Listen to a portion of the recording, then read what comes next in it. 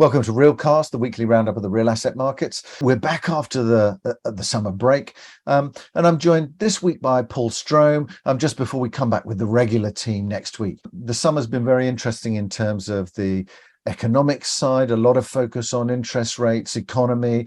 But Paul, what have you been seeing in the news lines for the last 7 days? Well, obviously, the market is still quiet following the summer break, but there have been a couple of interesting bits of research whose conclusions reached our desks this week, which are indicative of wider trends, I think. Firstly, INREV, the European Association for Investors in the Non-Listed Real Estate Vehicles, has found that fewer closed-end funds are opting for extensions at the end of their designated lives. And as a result, about 9.6 billion euros of gross asset value will be released back into the market between 2022 and 2024, because 34 European closed-end funds, non-listed, will terminate.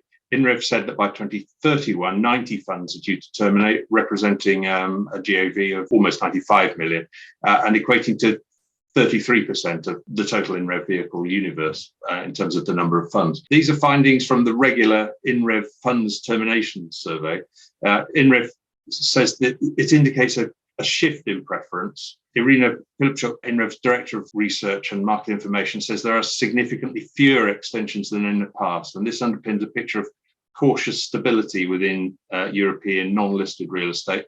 She says there's clear evidence that underlying market conditions affecting termination decisions and investors' liquidity requirements and current fund performance are the focus. Then AEW's research team has updated its analysis of the physical risks of climate change for real estate. They've focused in particular on flooding and rising sea levels. They say that although the aggregate risks look small, it's more serious for some markets. And in particular, AEW names French city Lyon. In particular, Lyon prime residential is singled out. The city lies at the confluence of the Rhone and Saône rivers, and although the sector average loss is likely to be 3.6 beeps per annum, Lyon residential indicates a 13 beeps per annum loss. The Netherlands, notably Rotterdam and Amsterdam, are cities most at risk from rising sea levels. Dublin, Copenhagen and The Hague complete the top 5 in this category. And lastly, also a sign of times, the Guernsey-based owners and operators of the Bon Accord shopping centre in the centre of Aberdeen have been placed in administration. Bon Accord Centre, which was built in 1990, actually comprises 2 centres, Bon Accord and St Nicholas, and totals nearly 43,000 square metres with 72 retail units on 3 floors. The administrators are currently looking for a buyer for the centre.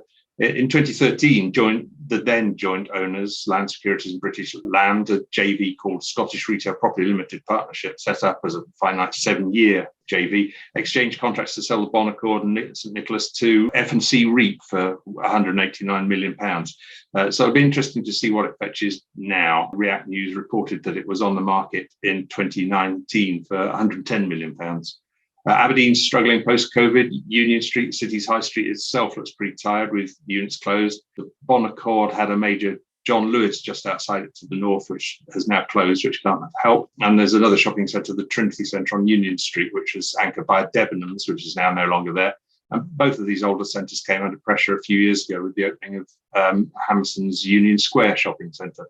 But the high level of business rates has also been blamed, in addition to COVID lockdowns. Yeah, I think it's going to be interesting to see what happens with retail, and that will be an interesting test, I think, there for UK retail more generally. It's interesting to see the kind of conferences coming back together again. We'll be doing a global real estate outlook in Brussels with Thomas Veit and Byron Carlock of PwC and Piet van Poppel of CBRE Investment Managers. So it'll be interesting just to get a take on the sort of global trends that we're seeing coming into the second half of the year. And also, of course, it's the EPRA conference. We'll be there in Paris for all 3 days of that. So if you're coming to the conference, do come and join us. We'll be doing interviews there. And of course, we'll be reporting on that as well in the next edition of Realcast. EXPO Real is obviously going to be a huge focus. We'll be there with the International Investors Lounge, but as well, we'll be relaunching the print daily news at EXPO Real in English for the international community who'll be there in Munich. And we will obviously be there for all 3 days, running a full program on the International Investors Lounge. So really excited to be doing that. And of course,